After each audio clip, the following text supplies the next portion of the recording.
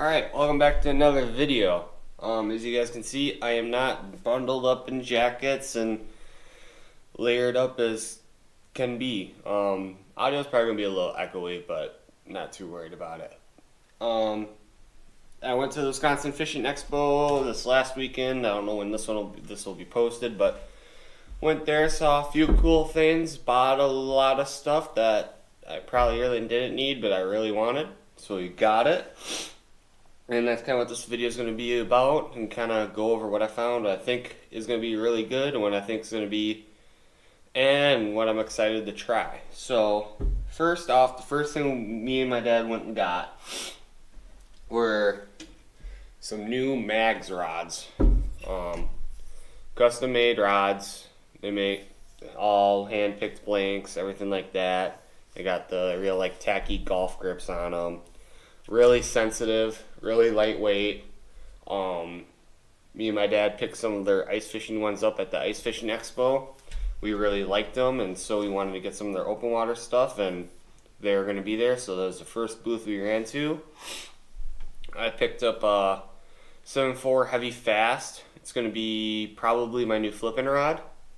My new flipping rod, and then I got two more heavies. One is going to just become kind of my big swim bait rod, and the other is going to be my frogging rod. Because I like doing all three of those things, and I was tired of taking reels off, switching them around. Okay, I want fluorocarbon for my big swim bait, but then I want to flip, so I need braid. So I'm trying to eliminate that whole mess with this, where a lot of my other rods, like my crankbait rods, that's already okay. I don't really throw more than one or two crankbaits a certain day. Spinning rods, we'll get into that, and I feel like all the other rods are more versatile. Like when I throw the heavy stuff though, I need the heavy rod. So that's why I got another one of those. So now I got like 3 heavy rods. Next rod I picked up was one of their spinning rods. They had this one there all weekend, they said, and a lot of people picked it up, thought it was really cool, but nobody actually bought it.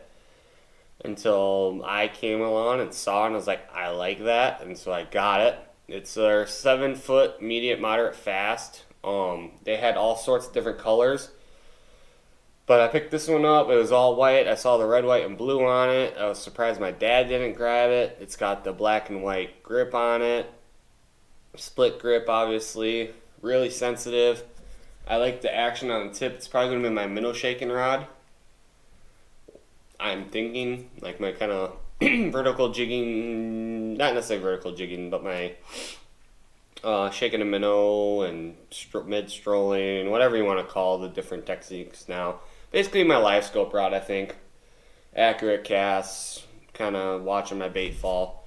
And then I paired that up with the Shimano Stratic that I picked up there from Thorn Bros for 20% off. It's a 2500 series. I love it so far. I'm going to spool it up probably in this video or right after, and really excited about that.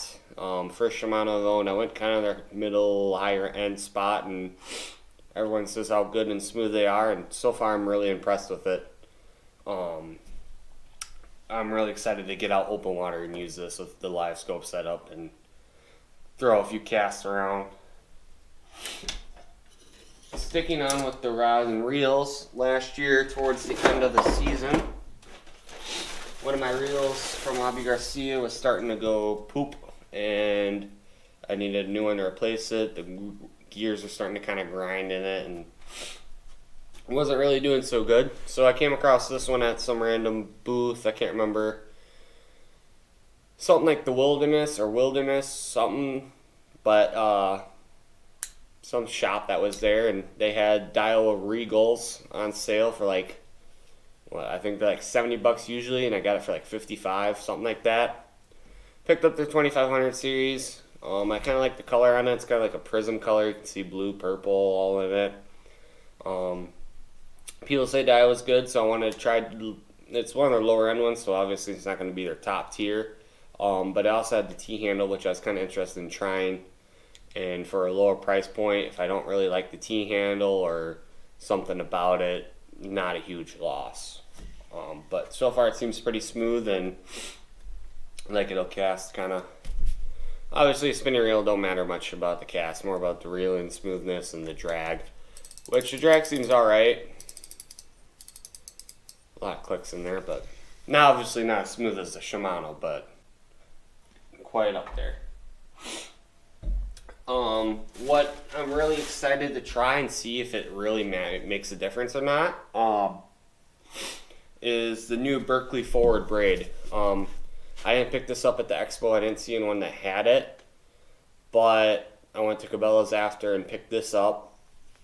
When I first saw it come out, I was like, that's kind of interesting, and how they fused it and how it's supposed to help you cast farther. And I was like, I really wonder if it's gonna make a difference. So I might have to do a side-by-side comparison one day. Because usually I use Suffix 832 15-pound test in bright green color like this one. This one's are flame green. I got the 14-pound test because they didn't have 15. So with this one, really excited to see how it goes. Honestly, the first kind of reaction to it when I took it out of the box, I kind of felt it. It seems a little bit more firmer, like it kind of holds a shape if you kind of bend it.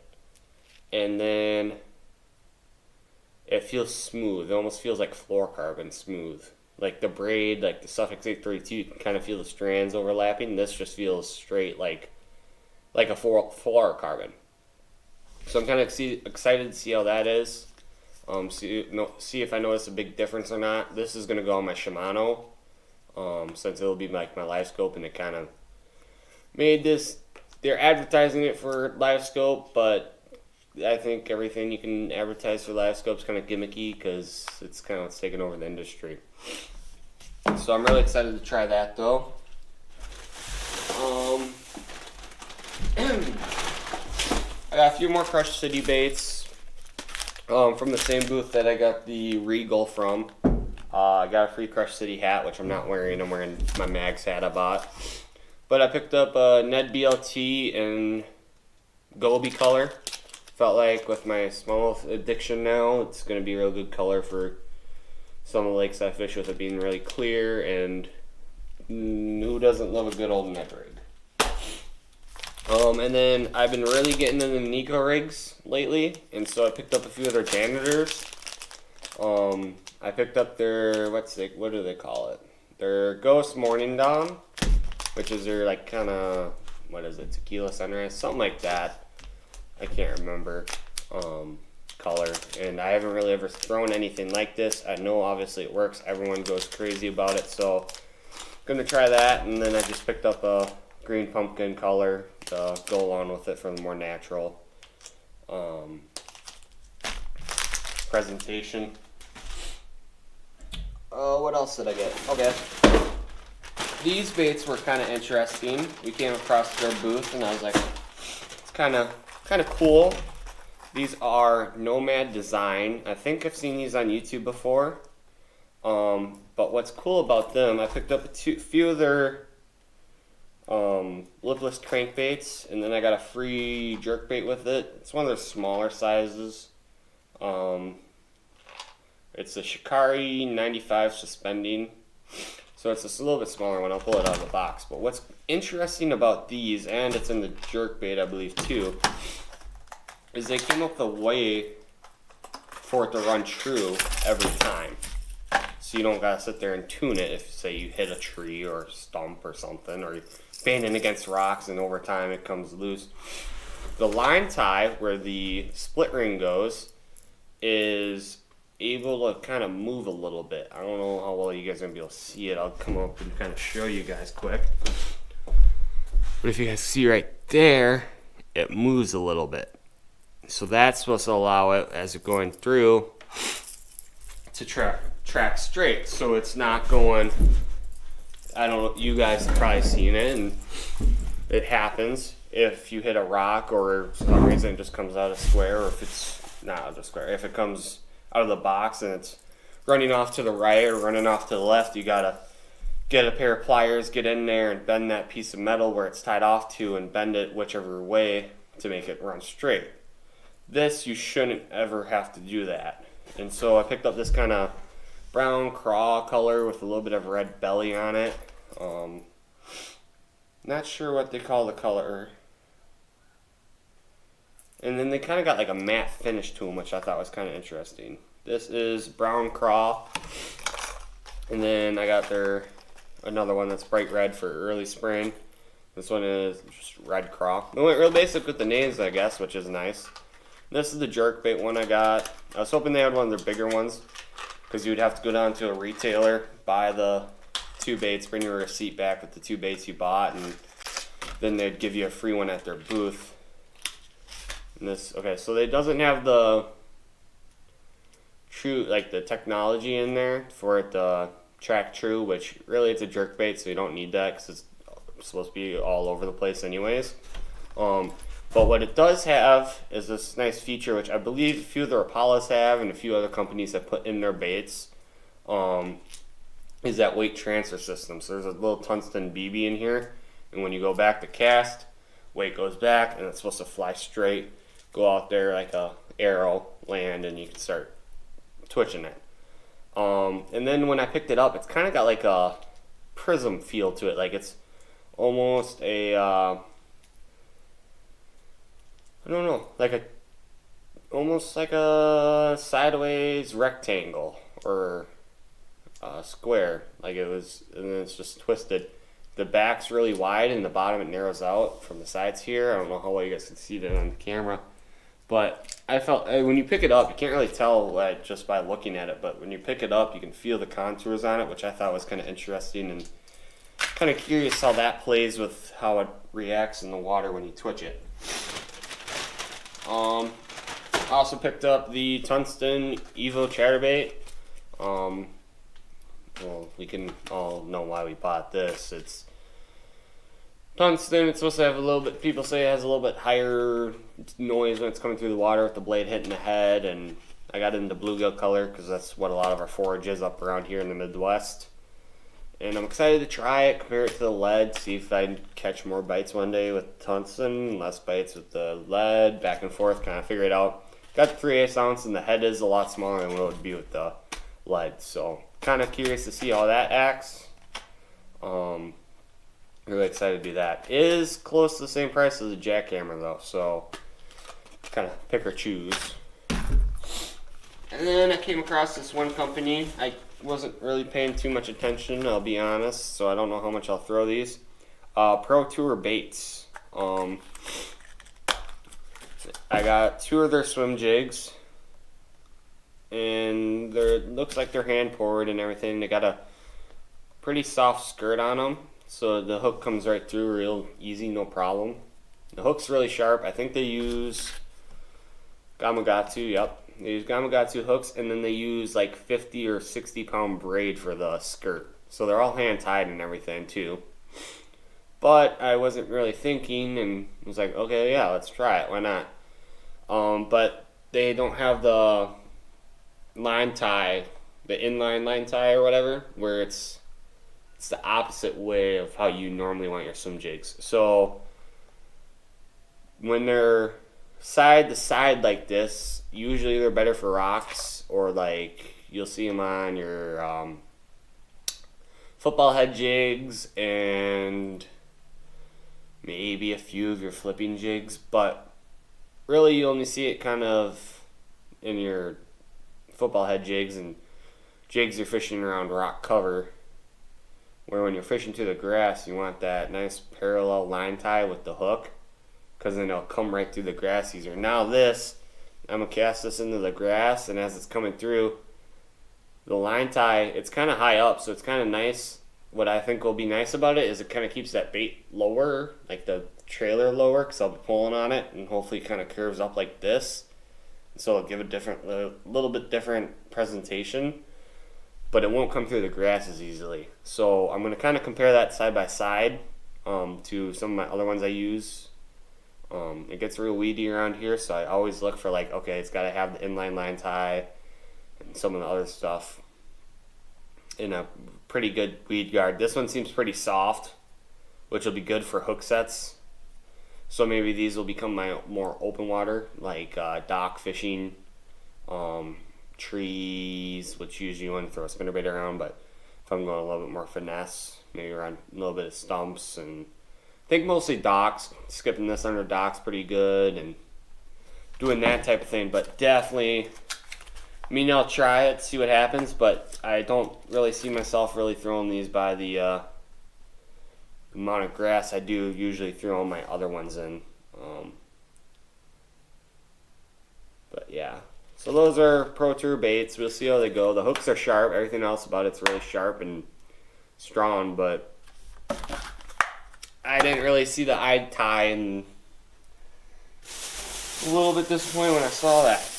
Alright, then I saw this booth. There was a kid behind there working it, and I was like, oh, these baits look pretty good. And went back later, and there's his dad, I'm assuming. I don't know who does it or what, but these are Rod Bender Fishing Co. crankbaits. I liked a lot of these colors, is what caught my eye. I believe they're hand painted. I'm not entirely sure. I should have talked to him about it a little bit more. But like this one's a blue with some purple on it. I'm really excited to throw a little bit deeper diving crankbait, 12 to 18 feet. I'm really excited. I need to start fishing crankbait some more. Got another one that dives 12 to 18. It's kind of more your like sexy shad type color, and got the blue, yellow, and I got a square bill that's kind of like a bluegill-ish color, some purple accents in it, and it's blue. Got another little kind of bluegill presentation, but more like sunfishy. This one's a little bit bigger of the square bills. This one is kind of a little bit slim side. Not entirely. I don't know, it's a square bill crankbait, bright red, a little bit bigger presentation, dives down about 4 or 6 feet where these ones are. This one is 2 to 5 feet, and then this one is 2 to 4 feet. So they're all a little bit different, but got 3 different sizes of those. Got 2 deep divers. Some fun stuff to try. I'm really excited for this spring coming around the corner.